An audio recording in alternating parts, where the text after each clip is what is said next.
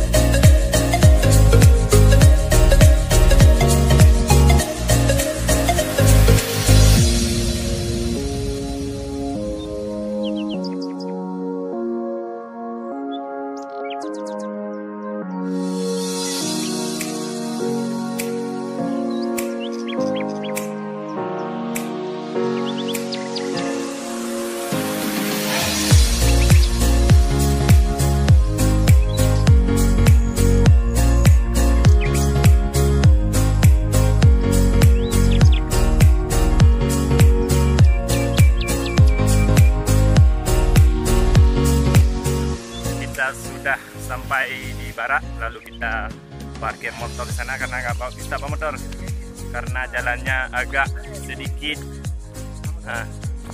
becek. Kita jalan kaki sampai 7 Bidadari, kira-kira 3 jam ataupun 4 jam lah. Ikuti terus, semoga perjalanan kami selamat sampai tujuan dan bisa pulang.